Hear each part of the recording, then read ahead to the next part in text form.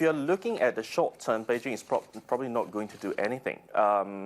It is from the experience of how we look at Chinese politics. Beijing is highly reluctant to stand down in a stare-off match. And if this protest is going to persist, it is very likely that Beijing will just stand behind CY Leung and back him up on whatever measures that he might take.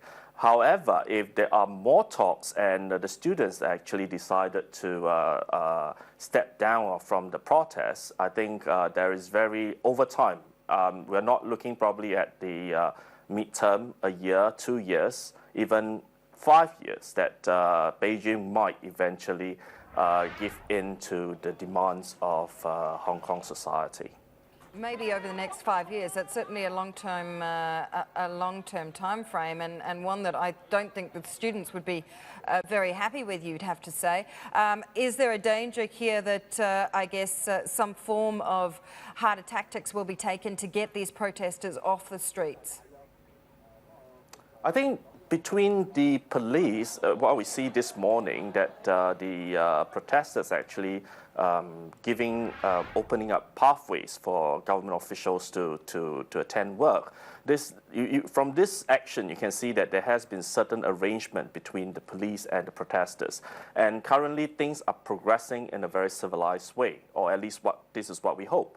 And as things stand, it probably, unless there is a rapid deterioration of the situation, for example, like some unruly protesters taking over government offices, no, I don't think any overt force will be used right now.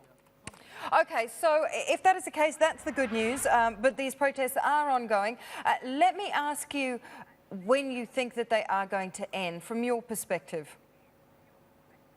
Wow, that's a very difficult question to ask, actually, to answer. I mean, by the looks of it, okay, it's like I said, it's probably going to be a long-term event. But long-term is, so long as it's not disruptive to the society, I think Beijing is not overly concerned. The thing is, in the last week, there has been a lot of confrontation.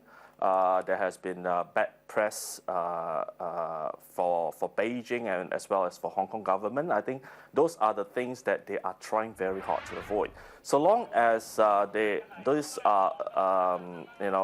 no such bad press images, I think both Hong Kong and Beijing government are quite willing to let the movement go on, at least simmer at the background, so long as they don't disrupt anything in Hong Kong.